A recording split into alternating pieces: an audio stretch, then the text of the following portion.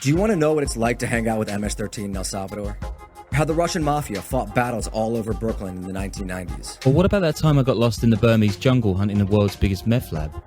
Or why the Japanese Yakuza have all those crazy dragon tattoos? I'm Sean Williams. And I'm Danny Gold, and we're the hosts of the Underworld podcast. We're journalists that have traveled all over, reporting on dangerous people and places. And every week, we'll be bringing you a new story about organized crime from all over the world. We know this stuff because we've been there, we've seen it, and we've got the near misses and embarrassing tales to go with it. We'll mix in reporting with our own experiences in the field, and we'll throw in some bad jokes while we're at it. The Underworld podcast explores the criminal underworlds that affect all of our lives, whether we know it or not. Available wherever you get your podcasts.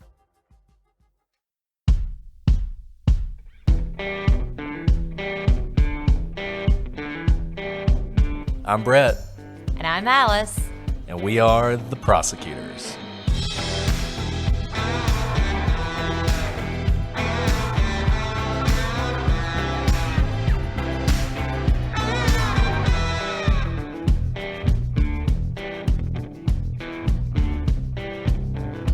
Today on The Prosecutors, a newlywed couple is murdered in Moab, Utah.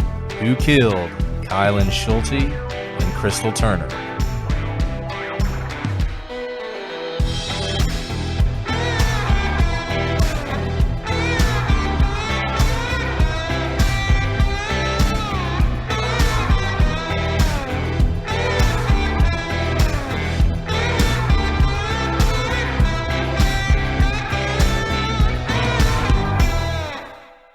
Hello, everybody, and welcome to this episode of The Prosecutors.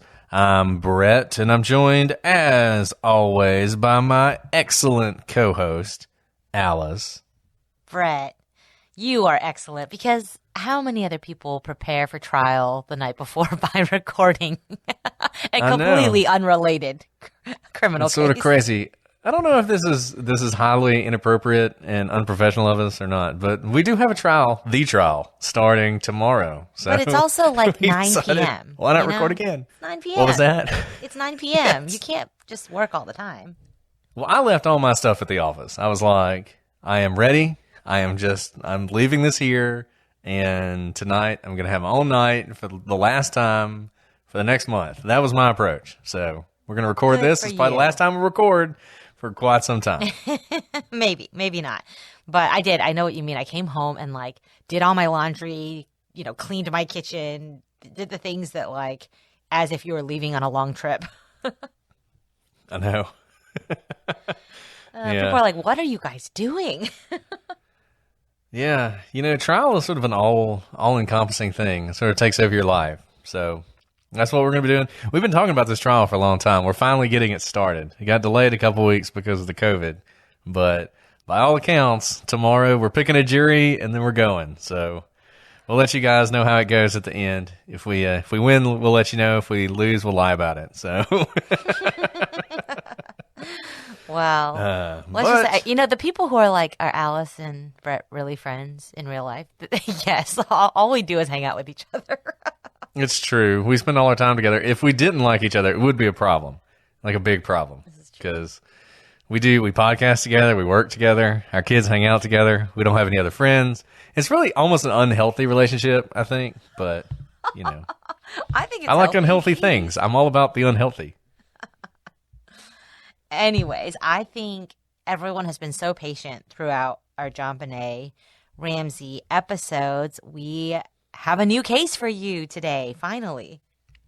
We do have a new case for you, and what's interesting about this one is it's an ongoing investigation. This may be the most recent case we've ever done, and the reason we wanted to do it is, as you'll see, this is a murder case, and the police have identified someone they consider to be a person of interest, which is suspect in police lingo these days, but they haven't arrested that person. And what that tells me is they still need something else. They have a pretty good idea of who they're looking at, but they need that last piece of information, that last thing to drop in place that would allow them to make an arrest here and solve this case. So it's a case we wanted to go ahead and do in the hopes that someone out there was in the area at the time, might have seen something or know something that could help the police bring this case to a close. And it's an interesting case that we thought you guys would enjoy. It is the murder of Kylen Schulte and Crystal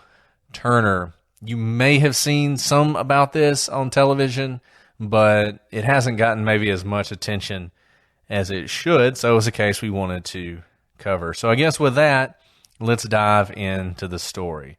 So on August 25th, 2021, Gabby Petito, who you certainly have heard of, went missing, launching a true crime news story rivaling anything we've seen in recent years. Shortly after her disappearance, video of an August 12th, 2021 interaction between Gabby and her boyfriend, Brian Laundrie, and the Moab police went viral. The police intervened in a fight between Brian and Gabby, a fight that started in front of the Moonflower Co-op. What no one could know is that day, Kylen Schulte was working at the Moonflower Co-op, looking forward to her weekend.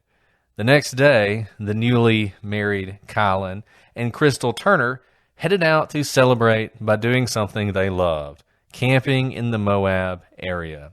Kylen and Crystal, they didn't have a house. They didn't have a place that they lived permanently. Instead, they traveled around the Moab area, camping at various places, enjoying what you might call the van life or the camping life. And Moab, for those of you who've ever been to Utah, you know, it's a beautiful place with lots of wonderful outdoors areas. And so I can imagine that this would be very attractive. Obviously, it was something they were doing by necessity to some extent, but also it had its benefits. But this time, something went wrong. Kylen and Crystal told their friends that there was a creepy guy around their campsite. He unnerved them so much that they were thinking of moving their camp to another location. So when after they told their friends this, the two women went silent, people began to worry. On August 18th, friends searching in the LaSalle Mountains found their bodies. A murder investigation began, which, to this point, has not resulted in any arrest.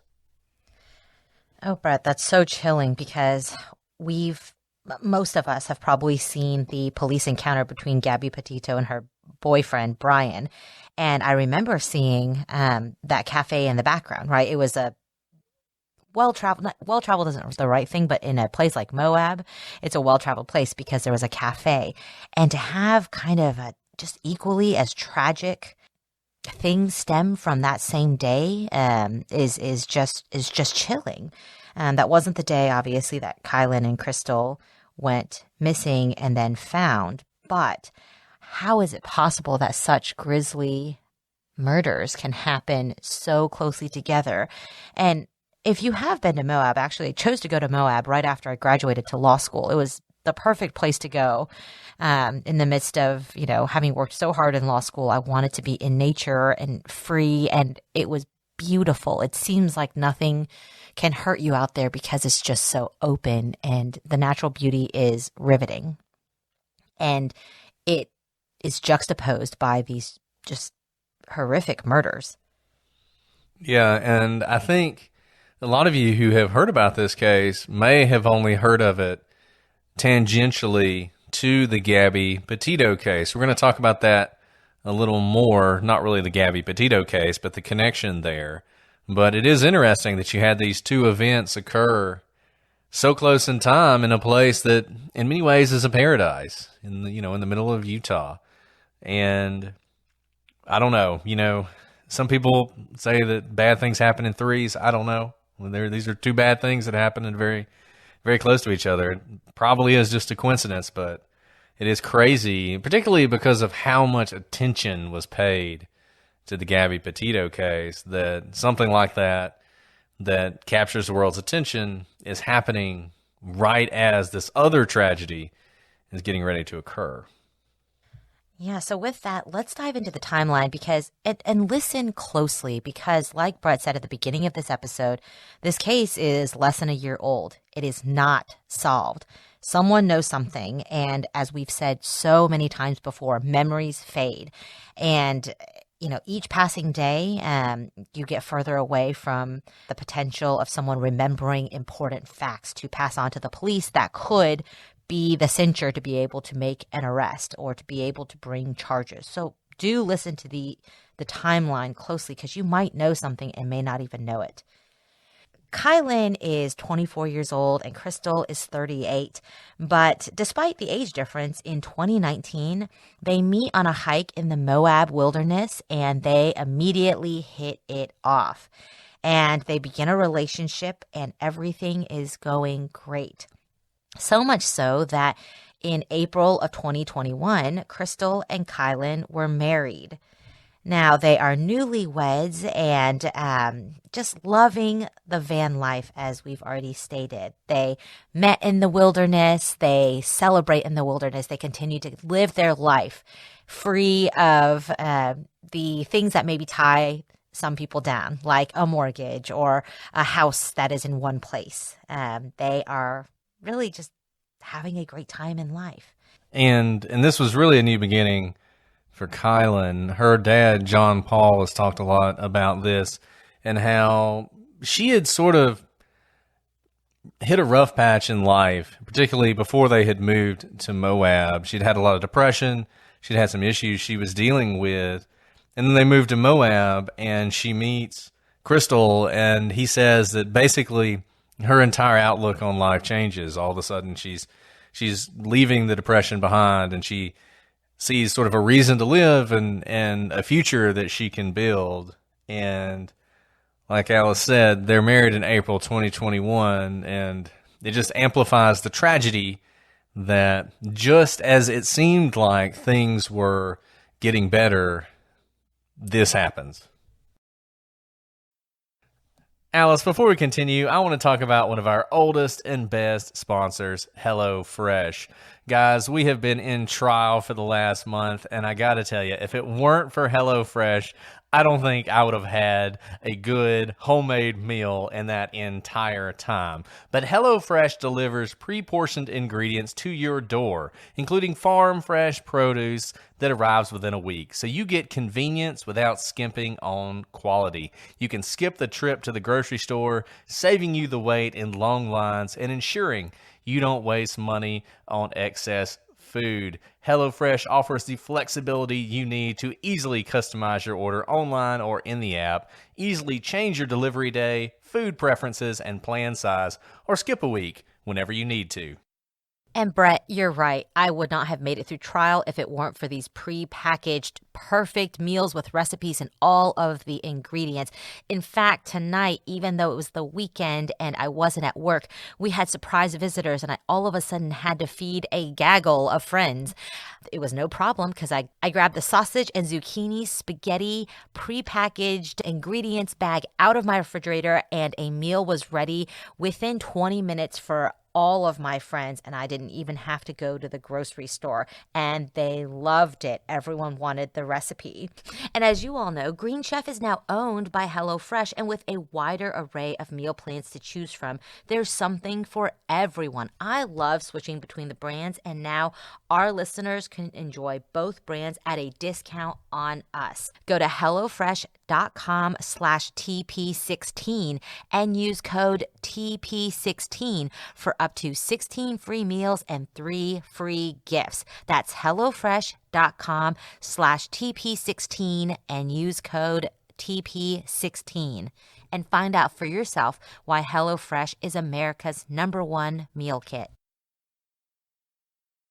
Brett, we've got a very different kind of sponsor for this episode, the Jordan Harbinger Show, which is a podcast you really should be listening to.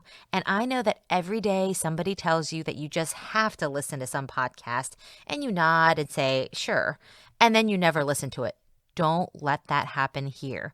Jordan's show, which Apple named one of its best of 2018, is aimed at making you a better informed and more critical thinker so you can get a sense of how the world actually works and come to your own conclusions about what's happening even inside your own brain. Yeah, Alice, and there's something for everybody, including those of you who love true crime. Check out the episode with Sammy the Bull Gravano and learn more about the mafia. Or if you're interested in knowing how to spot a psychopath and maybe even learn some things about yourself, check out the episode, Are You a Psychopath? Each episode is a conversation with a different, fascinating guest. And when I say there's something for everyone, I truly mean it. If you're interested in things like hostage negotiation, Jordan Harbinger has interviewed an FBI hostage negotiator who offers techniques on how to get people to like and trust you, which frankly sounds kind of useful and disturbing at the same time. We really enjoy this show, and we think you will as well. Search for The Jordan Harbinger Show. That's Harb as in boy, IN as in Nancy, GER on Apple Podcasts, Spotify, or wherever you listen to podcasts. Just a few short months later, on August 13th, 2021, Crystal and Kylen go to Woody's Tavern on Friday night to meet friends for drinks. While at the bar, the two women tell their friends about this strange man who was camping next to their campsite on LaSalle Loop Road. He'd been watching them, they thought, and he gave them the creeps.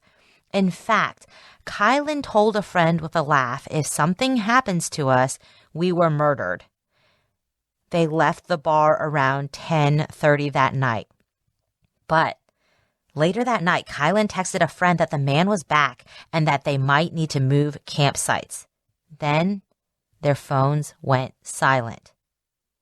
3 days later, on August 16th, neither Crystal nor Kylen showed up for work. This was unthinkable, as both women were known to be reliable. Friends and family who had been worried when they didn't hear from the two were now very concerned. They reported them missing to the police. The next day, on August 17th, once again, the women did not show up for work.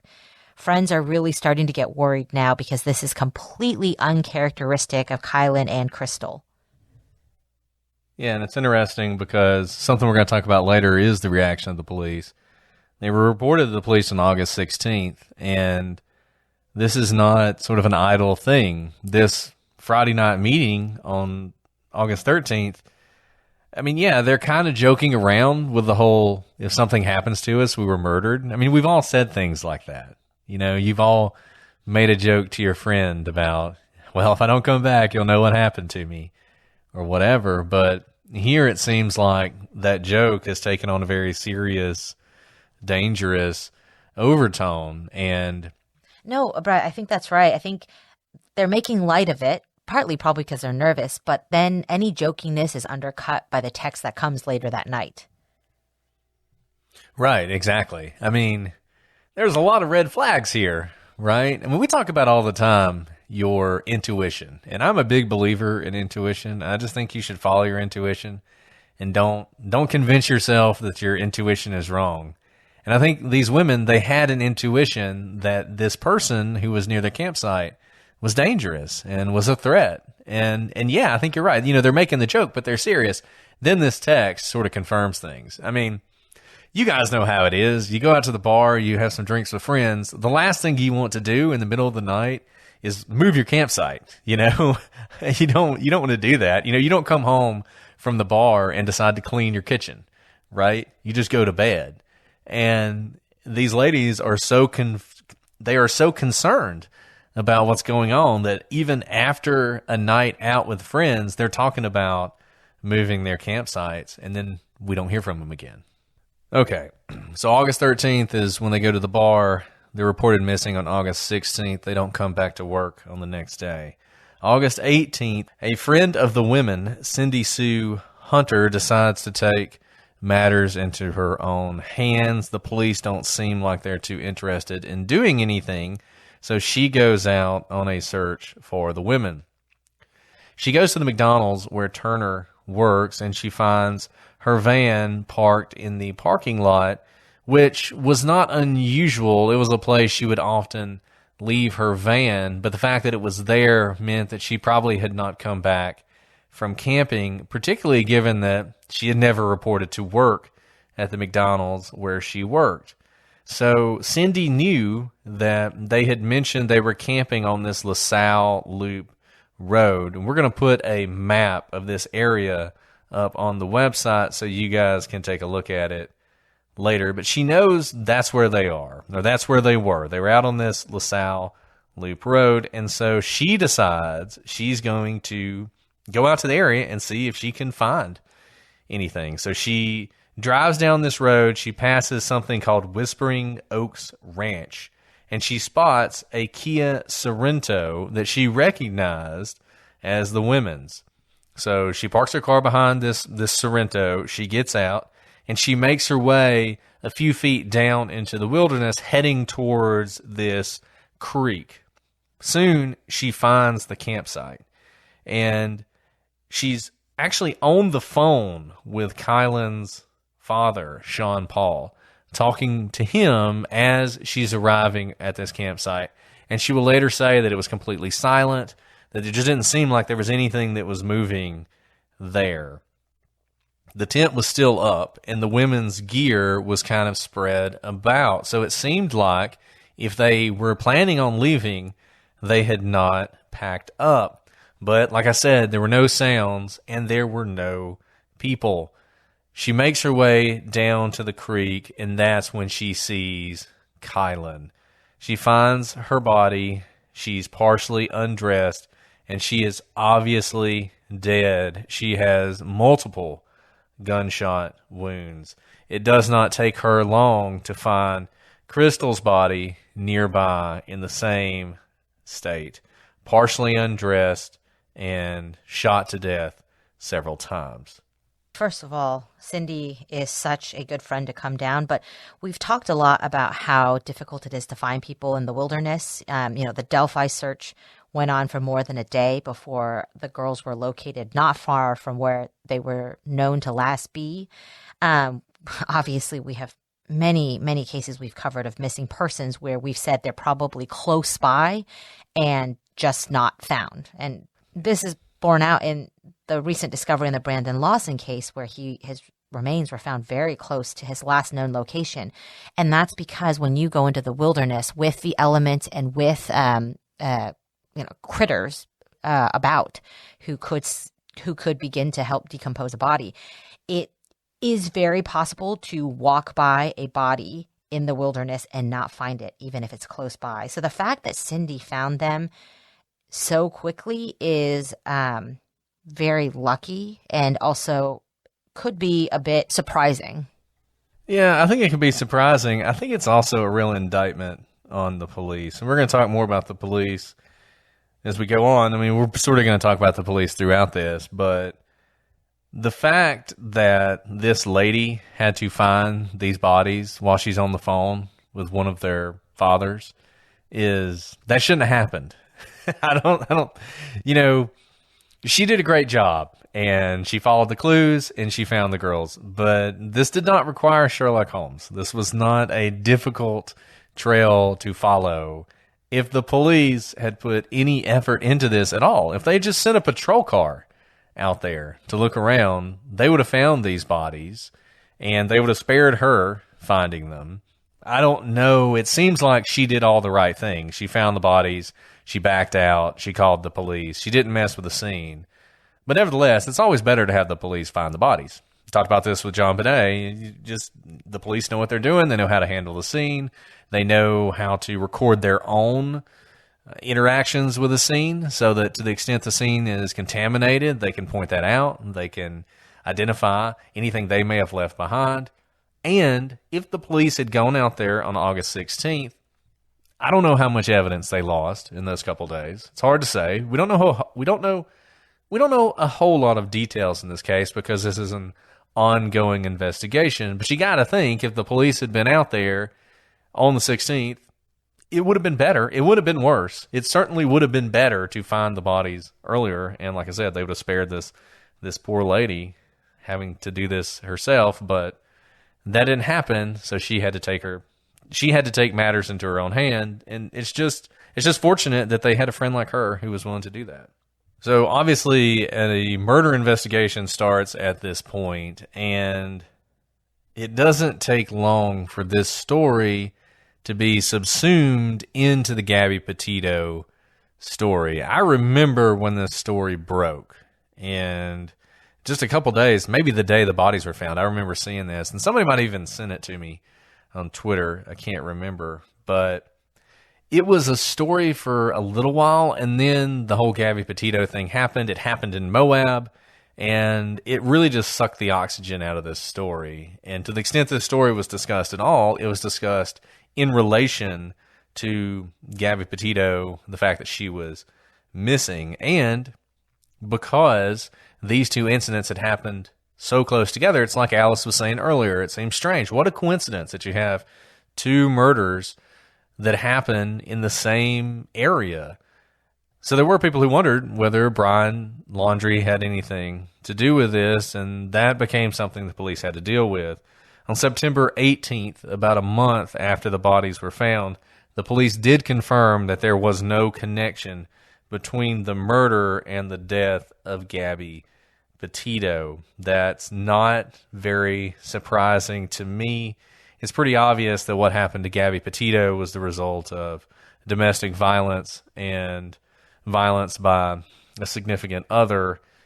Crystal and Kylen didn't have that relationship with Brian. I'm not saying that Brian Laundrie was above killing other people or hurting other people, but it's pretty clear that what happened was a domestic violence situation. So it's not surprising that he's not a serial killer, for instance, who just happened to murder several people in Moab. So it doesn't surprise me that there's no connection, and I don't think there's a connection. So to the extent there are still people out there who are trying to draw a connection, I think it's pretty clear there's not one. After that, everything kind of goes silent. The police are doing their work. They're investigating this. They're not speaking out a lot. There's a lot of criticism from the family about that. The family is they're out there. They're looking for justice. They want to know what's going on. On January 22nd, 2022, we have sort of our first big break. And that's when the police announced that they do have a person of interest in the murders.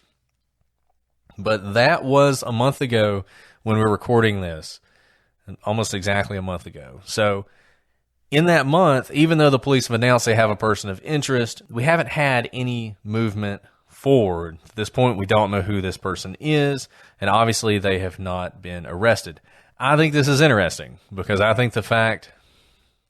don't think the police would have announced that they have a person of interest unless they were pretty close to an arrest. Unless they were trying to affect that person. So let's talk about that, because you heard that, September 18th, the police say something, which is that this case is not related to Gabby Petito's case. And then it seems to fall silent for 4 months. So you all may be thinking, what happens in those 4 months? No, the police are not sitting on their hands. Likely the fact that they made an announcement, 4 months later that they have a person of interest leads me to believe that they were actively investigating the case. So I have no insight into what they actually did in this case, but just from our experience in investigating these types of cases, they likely, if there were any trail cameras, if there was any footage, whether from the McDonald's parking lot to the trails to the bar they were at that night, they will try to gather all of that footage quickly, because that stuff, especially if it's by a private business, is usually recorded over. So you have to move quickly on those. They're usually on a loop because, tapes are expensive and there's no need to keep, gigabytes of old surveillance tapes as a private business. But they'll gather those, watch those. That could take some time because there's probably a lot of dead space in the surveillance cameras, probably not a lot of stuff happening. And then they try to identify everyone that these women would have talked to that night at the bar, anyone who may have camped in the area the week before, the week during, the week after the women were there.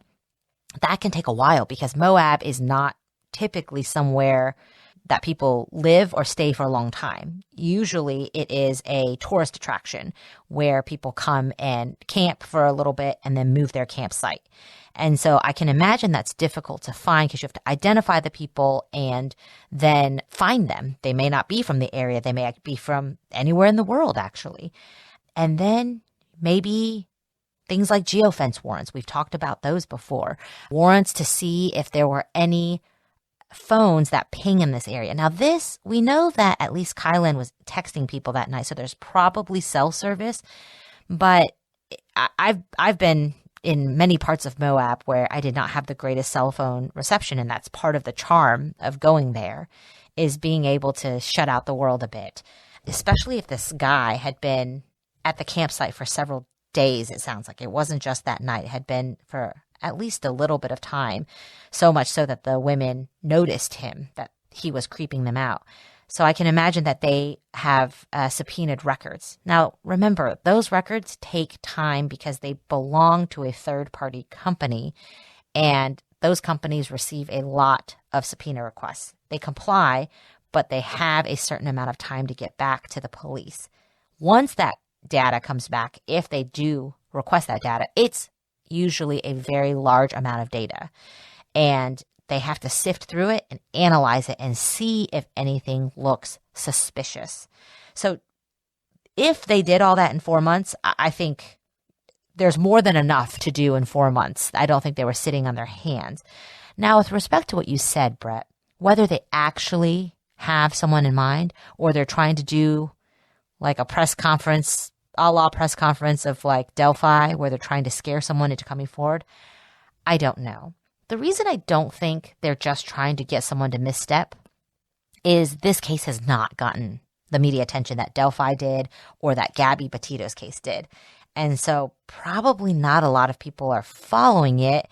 The killer may certainly be following it, but it's not getting, the kind of 24-hour coverage that Gabby Petito's case did. So I tend to think that those tactics are used when you know you have a big stage. And the police really don't have a huge stage in this case with respect to public attention. Prosecutors Podcast is brought to you by Progressive. Progressive helps you get a great rate on car insurance, even if it's not with them. They have this nifty comparison tool that puts rates side by side, so you choose a rate and coverages that work for you. So let's say you're interested in lowering your rate on your car insurance.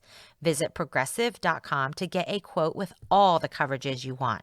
You'll see Progressive's rate, and then their tool will provide options from other companies, all lined up and easy to compare, so that all you have to do is choose the rate and coverages you like. Progressive gives you options so you can make the best choice for you. You could be looking forward to saving money in the very near future. More money for, say, a pair of noise-canceling headphones, an Instapot, more puzzles, whatever brings you joy. Get a quote today at Progressive.com. It's one small step you can do today that could make a big impact on your budget tomorrow.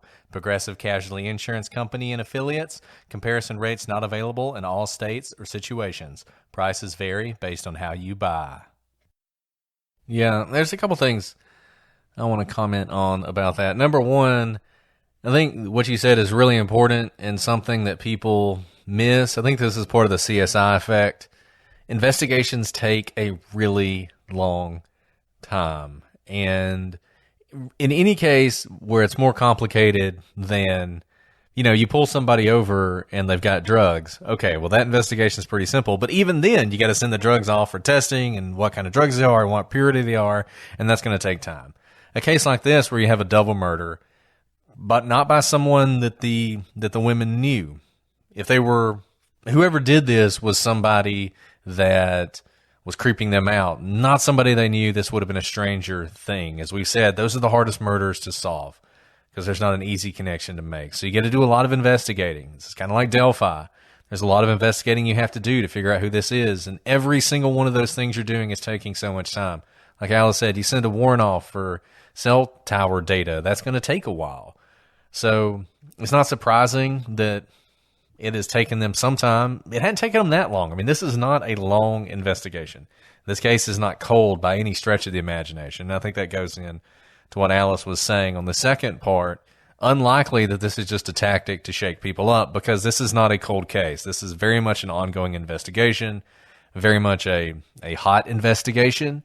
So I think if the police say they have a suspect, they do. Now, I do think they need one or two more pieces of information, which, as I said at the beginning, is one of the reasons we wanted to do this case.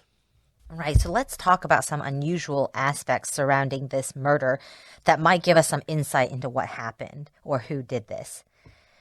The weekend of the murders, there was a wedding being held at the Whispering Oaks Ranch, which was less than half a mile from the women's campsite.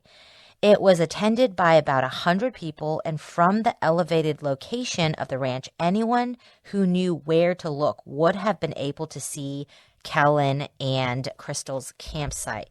But as of now, no one has come forward with any information, and some have criticized the police for not canvassing all those guests. Now, Brett, this is hard, right? I have been to weddings and also been to kind of national parks or beautiful locations where a wedding was held, and weddings have the effect of kind of making you focus inwards, right? There's usually some barrier to keep out other people. There's lights so that everything around you, if you've been to Moab, Brett, it is pitch black. The sky is amazing, lit up with stars at night.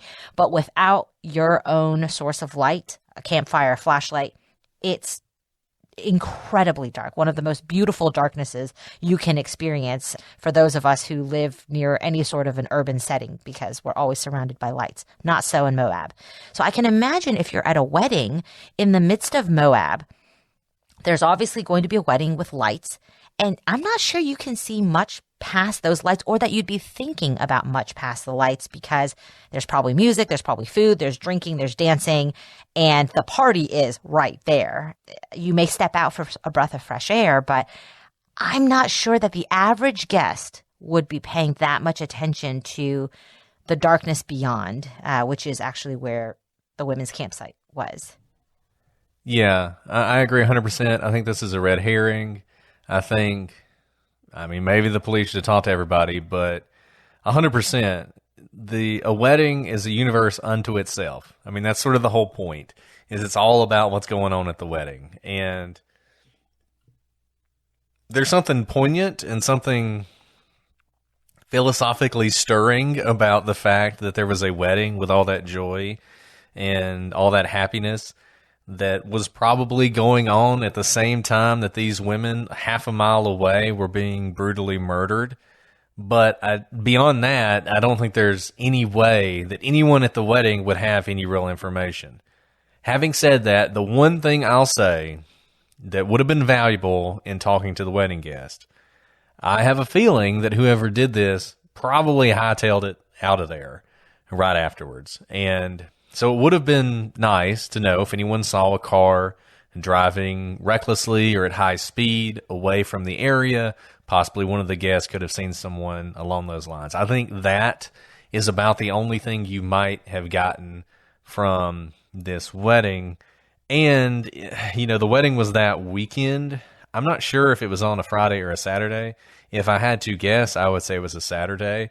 I think probably by the time this wedding happened, the murder had been completed. I think this murder probably happened that Friday night after they got back. Why do I say that? Because they were talking about moving their campsite, but they didn't, and they hadn't packed their stuff up. And I don't think they would have stayed there another day. Nobody heard from them the next day. I think before they could move, they were murdered. So they were murdered late Friday night, early Saturday morning. Whenever this wedding happened, it would not have been when the murder was occurring, in my view. So I agree with you. I think this is probably a red herring and a dead end.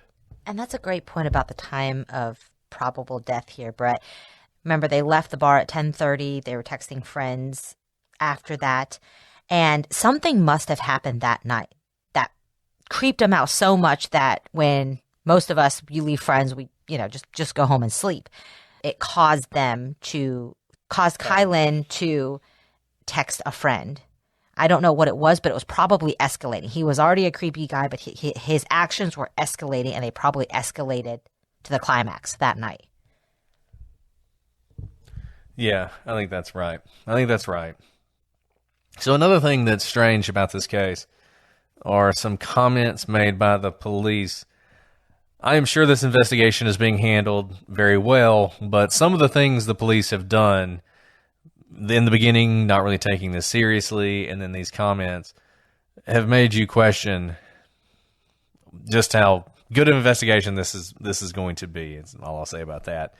So within days of the body being found, the sheriff's office released a statement saying, "The evidence that we've gathered at this time, that's what led us to believe this was an isolated incident." Now, this is a very strange statement. In fact, it's the kind of statement that would make you believe this was a murder-suicide or an acquaintance murder. If there were a stranger who committed these crimes, then I'm not sure how it's possible that this would be an isolated incident and that they could be sure that there's no danger to the public. And in fact, the sheriff's office went out of its way to say there was, quote, "no current danger to the public," a statement which enraged the family. Now, we have talked about before, and this happened in Delphi, that on occasion, the police will make statements like this to avoid panic. It's almost been confirmed that that's what happened in Delphi, that the reason the police were making statements about how there was no reason to be concerned and there was no reason to worry is they didn't want to panic the public. Maybe that's what's going on here, but it doesn't seem to fit with what we know about this crime. Absolutely, Brett. Having a murder in Moab itself is Rare. Very rare thing. Right. And I wonder if they were trying to like thread the needle and say this is an isolated incident in that it hardly ever happens here. But obviously that's not the effect of the words. The effect of the words is what you said, that it's likely a murder-suicide or they knew who it was. But they didn't know who this creepy man was, which is likely who committed this crime. Otherwise, they would have told their friends, "Man, we saw Bill. Bill was being super weird and creepy to us." They didn't know who this guy was. Right. It's just like it's funny we keep coming back to Delphi because there are some similarities to this. You know, in Delphi, you have a video and some audio. In this case, you have text messages. And just like in Delphi, we've said we don't think the girls knew the person because if they did, you would expect that you would hear them on the tape as they're recording saying something, identifying the person. And I think the same thing here. If they had known who this was, they wouldn't have called him some creepy guy. They would have said to their friends who it was, or they would have texted who it was, and they didn't do that. Right. Let's talk more about the police. Initially, when the two women were reported missing, the police were slow to respond, as we've already noted. They suggested to the family that given the women didn't have a fixed address and were known to move from their campsite often, it was probably as simple as that. They'd moved their campsite and neglected to tell anyone. The police were not receptive to the idea that they would not have behaved in this manner. So this case reveals a weakness that is inherent in many police departments. They do not handle different circumstances well because what the police are saying generally makes sense, right? You can imagine. I don't think this is malicious. I think generally with that set of facts, no fixed address, they're camping, they're young and like to do this sort of thing where they change their campsites often. Sure, maybe they're just off the grid for a few extra days as they go camping. Except Kylen and Crystal's friends and family know them well, and they got that disturbing text. Now, the police should have listened more closely to these specific facts, and those texts that night should concern them. That should change their general protocol, right? That should throw them off their normal protocol, which they did not do here. Yeah, I think you put your finger on it. The police typically, they have limited resources. They can't investigate everything, so they like to play the percentages, right? And if the percentages tell them that this is probably not a serious thing, then they take it less seriously. And I think because these women didn't have a fixed address, they didn't take it as seriously. I think if these ladies had owned a home or lived in an apartment, and the exact same thing happened. I mean, imagine they were supposed to go back to their apartment. Nobody heard from them. They didn't show up for work. I just think it would have been much simpler for the police just to drive out to the apartment and check. I think they would have done that without a second thought. But because of this camping situation, they didn't do that. And this time, when they played the percentages, they lost, and there had been a crime committed here and a more robust police response. We don't know this, and we may not know until an arrest happens, until we have a trial. But it could have, there could have been evidence that was lost in the meantime, and that's just unfortunate, and hopefully something that this police department will learn from. So let's talk about the murder weapon. As we said, the women were shot multiple times. A few weeks before the murders, firearms were stolen in the Moab area that may be related to the crime. Now, thefts of firearms happen all the time, so this is not exactly news. But in this case, the police have said that one of the weapons was unique. It was a Turkish-made 9mm, which is not a weapon you see that often. Now, we don't know really a whole lot about it beyond that. I mean, some of you who are into firearms, you may know what a Turkish-made 9mm is. There may only be a few of them. But we've also heard that the ammunition itself was unique. Apparently, at the campsite where the women were found, there were shell casings from a 9mm that were silver in color. And apparently, these bullets are not that common, and you would have to do a little bit extra to have these bullets. These are the kind of things that are a gold mine for a police investigation. Anything that's different, anything that's unique, dramatically narrows down what you're looking at. 9mm, probably the most popular caliber of firearm in America today. If you own a firearm, if you own a handgun, you probably own a 9mm. So that in of itself is not that unique. But the fact it's this Turkish-made 9mm, the fact that they have these different kind of bullets is important and is unique. Every weapon creates a fingerprint, essentially, when it fires a bullet. It's every weapon is unique, and the way that these weapons affect the bullets is unique. So hopefully this is the kind of information that they can use to tie back to whoever did this. Absolutely.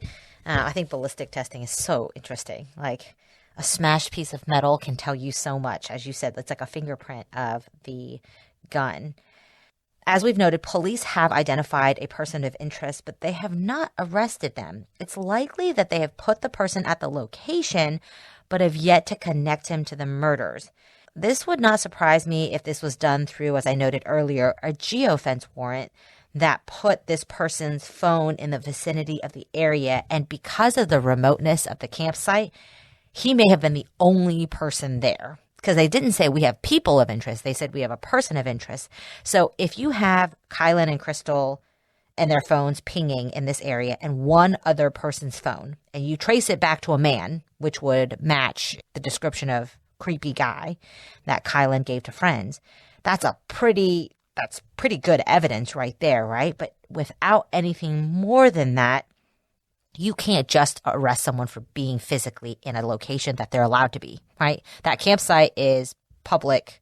It's available to anyone who wants to camp there. So just because this person is there is not enough to arrest him. They have to somehow find a connection between him and the murders, whether that be he bought this gun, he has a Turkish-made gun, or he recently bought silver bullets, or that friends and family or neighbors noted that he was missing for a few days, and then when he came home, he threw away all his clothes and changed his appearance. Those sorts of things that can maybe give you more cause to then take the next step of searching. Or they have fingerprints that can come back to him. Now, he may not be in any sort of criminal database. Maybe he's never been an offender. To have his fingerprints or DNA in a database. And so even if they do have DNA or fingerprints, it may not have hit against the known database. So they can't just, well, they can actually ask him for a fingerprint, but they need probable cause to do so. I think that is highly likely that this is the result of a geofence warrant or something similar. I mean, that just feels like what's going on here. We talked about geofence warrants before. To remind you guys, your cell phone can tell on you in a couple different ways. One way is cell phone tower pings, And so basically, your cell phone, when it's connecting to cell phone towers to make telephone calls and send text and everything else, the way it interacts with the towers can, through triangulation, identify where your phone is. I mean, your phone's pinging off different towers. It's pretty easy using some basic geometry, maybe trigonometry. I feel like we had this debate last time. Is it geometry or trigonometry? To to locate where you are using that. But that is not that accurate. There's some problems with it. Your phone's pinging off towers for different reasons. We used to think it was a little bit more accurate than we do now. So cell phone tower pings, while useful, are not really the perfect way to identify where someone is.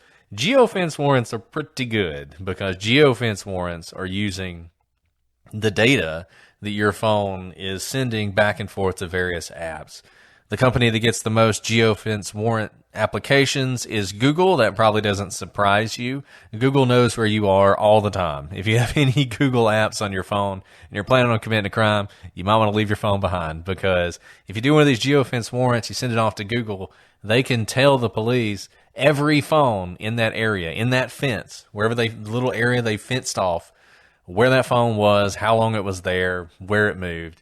We've talked about the privacy implications of that before. Geofence warrants are often difficult to get because they do implicate privacy so much, which is why we are lucky that here in Moab is such a isolated place, because you can very easily make the case to a judge, look, judge, chances are the only people who are in this area were the ladies who've been murdered and the murderer. And that's about it. There might be one other person, maybe. But most likely there aren't. So the privacy implications for a ordinary person, an innocent bystander, are very low here. So it would not surprise me if the police got one of those warrants, identified someone who was there, and now, like Alice said, that's great. It's great to know that person, but you still need a little bit more. And they're looking for a little bit more, and hopefully they will find it. So let's talk about some theories in this case, and then it'll be time for you guys to go off, and if you know anything, share it with the police. I think the first theory is murder-suicide. Now, I confess, when I first heard this story, I really felt like that would be the outcome. And then when you hear the comments by the police about how there's no threat to the public, then you start to think this is a tragedy, a domestic violence tragedy, a murder-suicide type situation, just like the Gabby Petito case turned out to be. But if that were the case, the police would have said so by now, and they would have said so definitively. Instead, they have announced that they have ruled out a murder-suicide. They've announced that they have this person of interest. So I think this is a theory that when you didn't know anything, and really, whenever you hear about a couple and they've both died, they've been murdered, this is always a theory that's in the back of your head until it gets eliminated. It has been eliminated here, and I think this is the theory we can discard. I think you're right, Brett. So then who could have done this? Well, the last time the women were seen, they were at the local bar. It's possible, of course, that someone followed them home from the bar and murdered them. Of course, we have no real evidence of this.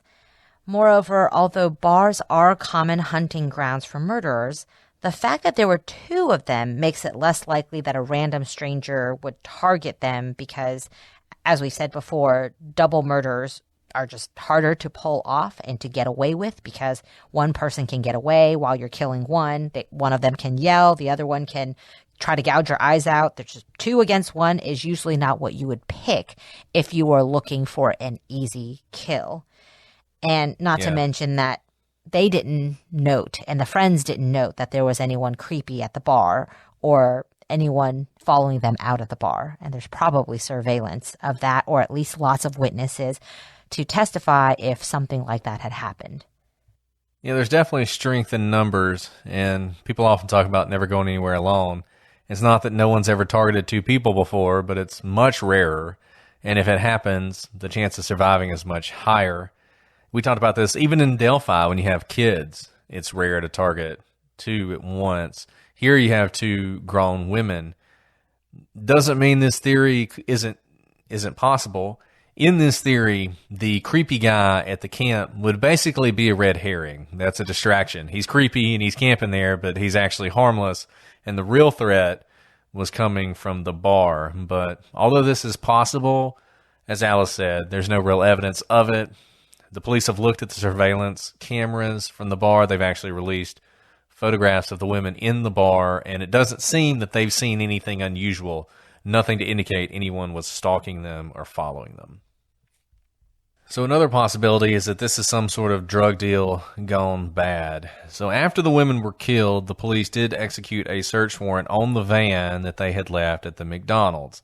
During this search, the police found drug paraphernalia. The van was searched as part of the investigation, which might lead one to believe that the police thought that someone they knew was involved in this crime. And the drugs that were found have led some to think this might have been some sort of drug deal gone wrong. Of course, it's also possible, and I think maybe even likely, that this is just a shot in the dark. The police wanted to see what was in the vehicle, and they executed a warrant to do so. They most likely used the warrant just in case a third party would have some sort of privacy interest in the van that they could later claim to suppress any evidence found. And I think this is an important thing to note. People assume, well, they got a search warrant. They got a search warrant for the van, so the van must be connected to the crime. Otherwise, why would they get a search warrant? Why do they need a search warrant? It's the women's van. They're both dead. You can just go look inside of it. The problem is you never know who might have a privacy interest in a van or a house or anything else. It's not just the owner that has a privacy interest. The privacy law is really complicated, and we won't spend all night on it, but if you are someone who, in the eyes of the law, a reasonable person would think has an expectation of privacy in something, then you have a constitutional right to not have it searched without a warrant. So, for instance, say you're an overnight guest at somebody's home. If you were in your house, sleeping in your bed, you would obviously have a privacy right in your home. Well, under certain circumstances, just because you're a guest in somebody else's house doesn't mean that you have no privacy interest there. And it could be a similar thing here. We just don't know who might pop up and claim, you know what, that I own that van too, and I used to stay in that van, and I have all these privacy interests, and so everything you found, now you have to throw it out. So what the police will often do is they go ahead and get that warrant, have the courts bless it, show that they have probable cause to search it, and then if somebody does pop up, it doesn't matter because your privacy interest is trumped by this warrant. So that's why they did that. Now, other than the presence of drugs in the van, there's no real evidence that this was a drug deal gone bad, and we're not talking about large quantities of drugs here. We're talking about, some marijuana and stuff like that. So I think the chances this is a drug deal gone bad, particularly given everything we know, very low. And I mean, like I said, when I went to Moab, there was drug paraphernalia like marijuana pipes sold everywhere. I mean, they were beautifully painted. They were memorabilia. They were used. I don't think it's a surprise that these women, or probably a lot of the people that hang out with, did smoke some marijuana. It's not uncommon, especially when it's very peaceful. They're out there.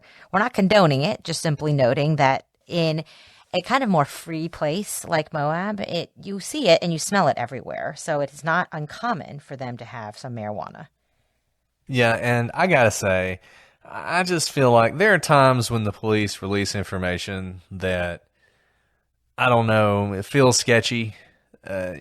We talked about this in or we haven't talked about it yet. I think this has happened a little bit in the Jason Landry case. Those of you who listened to our episode on that may know that the police recently released some information, more information about his drug use and that he might have been smoking marijuana that night.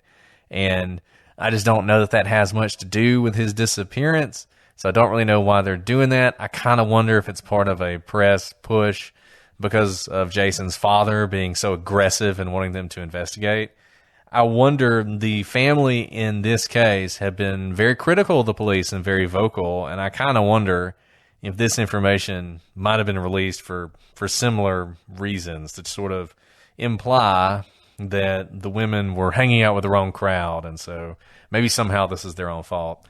I don't know that that's the case. I'm not going to accuse the police of doing that, but I don't know. This stuff just seems a little sketchy to me. It just doesn't surprise me that there was drug paraphernalia, like Alice said. It just isn't surprising.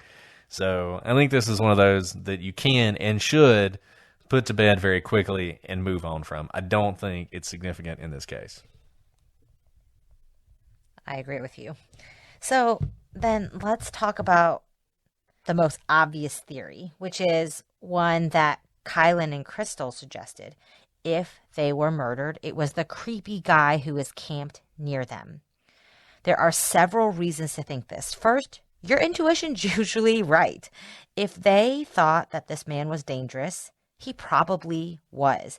They camped a lot in these areas. They lived in this area. They worked in this area. They were not newbies at camping. This was their lifestyle. So they have camped in many different campsites. They have camped next to a lot of people. They probably made friendly conversation with people. It's a very friendly atmosphere because everyone's kind of camping, doing their own thing. They are not novices. So if they think this man was creepy or dangerous, they probably were right. Second, to kill Kylen and Crystal, the person had to first find them. The area where they camped wasn't the most remote in the world, but it wasn't exactly easy to find either. It's a campsite. It doesn't exist unless you put a tent up. They chose to camp there. You could find it generally on a map, but there's not an easy X marks the spot. This is where Kylen and Crystal are tonight. You had to turn down a pretty rural road to get where they were. And the chances of someone else finding the women and killing them that night is just kind of unlikely. The women were found partially undressed, which seems to indicate some sort of sexual assault. Whether this was the motive or an act of power over two lesbian women, we will only know once this person of interest is located. But it is noteworthy that they were both partially undressed. And we say that it could be either sexual assault or power because people who murder others, there are strange things that go on in their minds, of course. And one of those things is exerting power, whether it be putting them in demeaning poses or just undressing someone. Think about it. When you're undressed, when you're caught naked, you quite literally are put in a position of inferiority, right? You cover yourself, you are demeaned.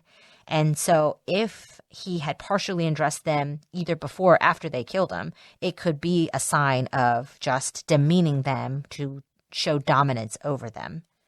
Or it could mean that he sexually assaulted them. That's very possible as well. But I note those things because it could be, the police haven't noted anything about sexual assault, but of course all our minds go to potential sexual assault because of the partial undressing.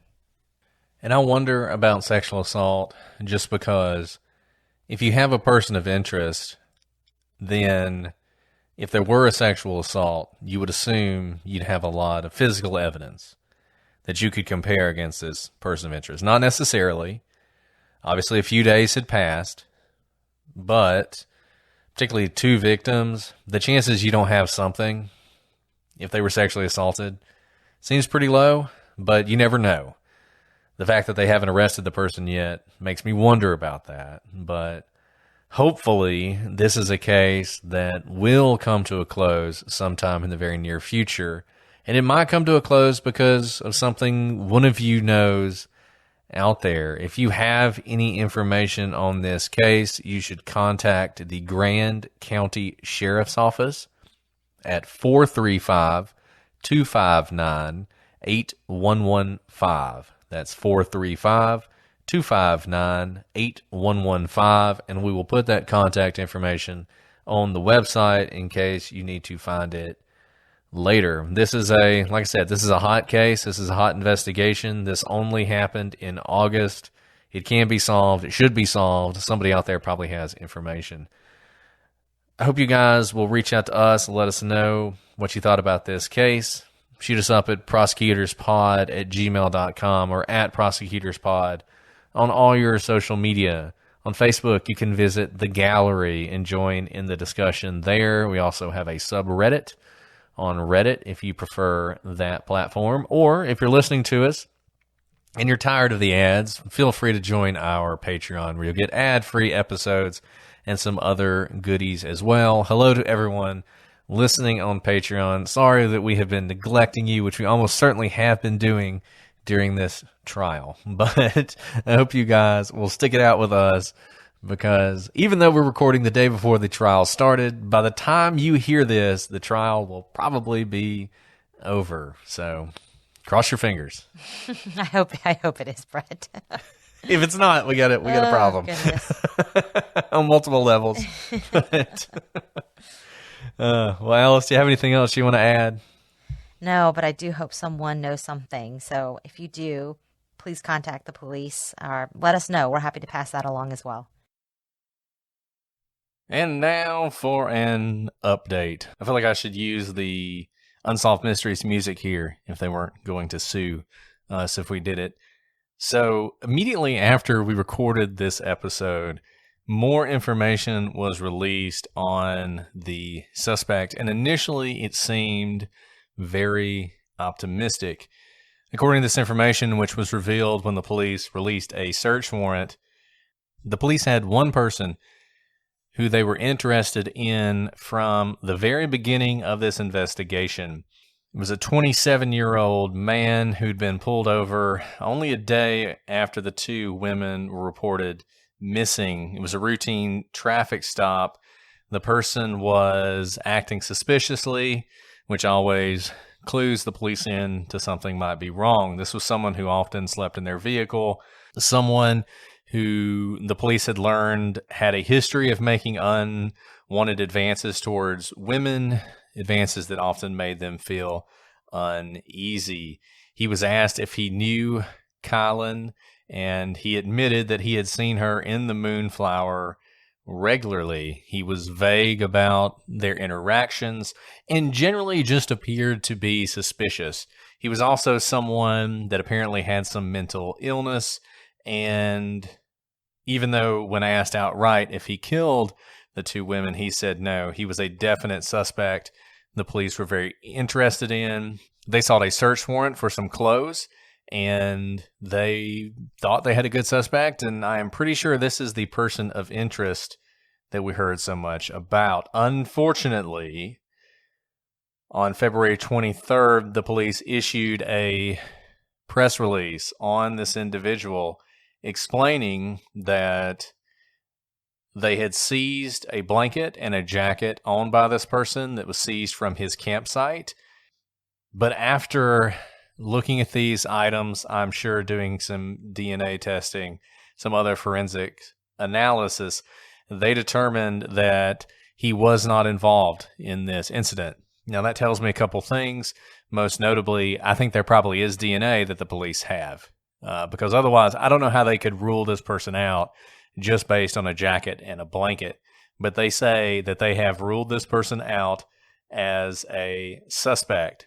So, in many ways, that means we are back to square one. Now, there has been an additional update.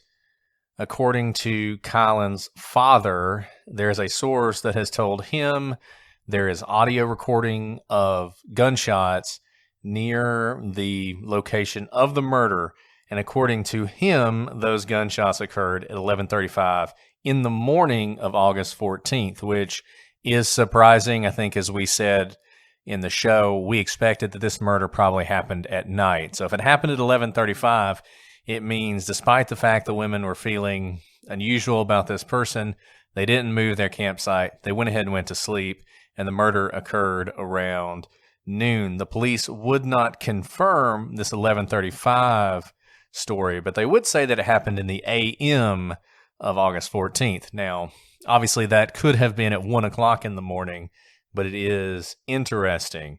And I would just note once again, if you were in the area, just go ahead for your purposes and assume that this happened at 11:35.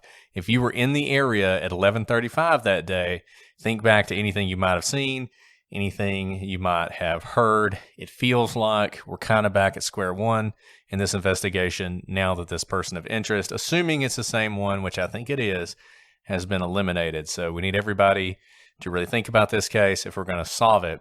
One thing I'll say about the gunshots, you might think, well, if there were gunshots at 11:35 in the morning, clearly that was the murderer. Not necessarily. I know this is probably weird for some of you guys who live in cities, but I grew up in the middle of the country.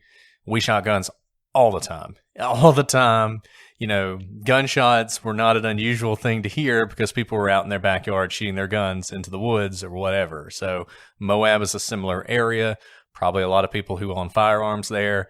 Might just be somebody who on a Saturday decided to go out shooting. So we don't know that these gunshots are related, but for the purposes of this investigation, I think it's worth it to consider if you know or saw anything around that time that morning. So that's all we have on the update. We'll talk to you guys soon. All right, everybody. Well, we will be back next week with a new case, new questions, and new answers. But until then, I'm Brett. And I'm Alice.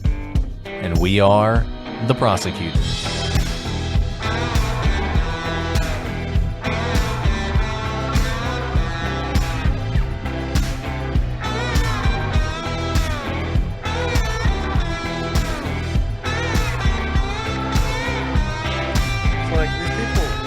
I don't get it.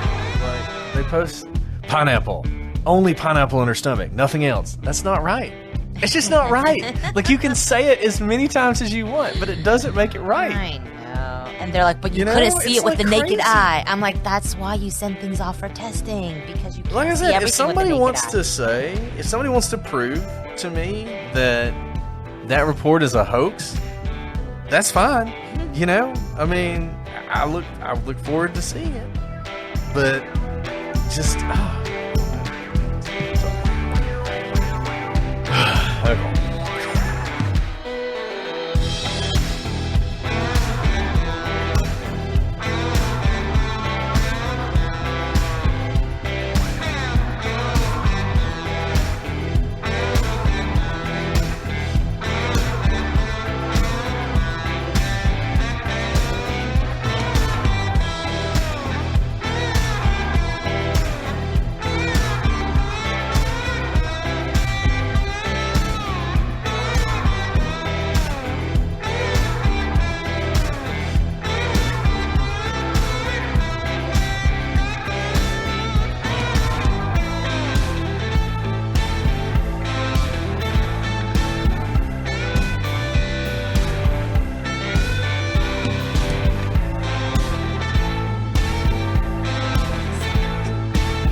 You were excellent.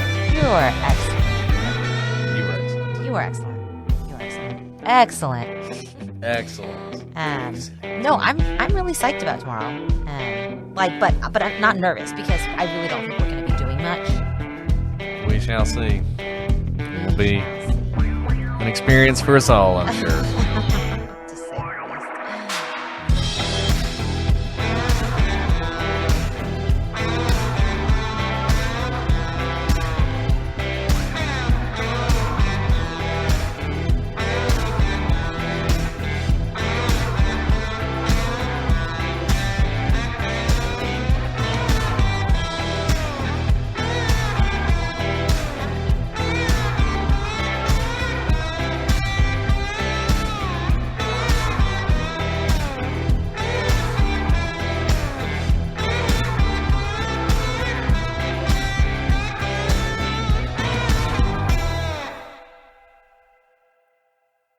Watch Yellowstone for free on PlutoTV. All this weekend, PlutoTV is streaming a marathon of seasons 1 to 3 of Yellowstone, the show The Wrap calls a smash hit series. PlutoTV also has hundreds of channels and thousands of movies and TV shows like Mission Impossible 3, Gladiator, CSI, and more. Absolutely free. So download the free Pluto TV streaming app and watch Yellowstone seasons 1 to 3 free.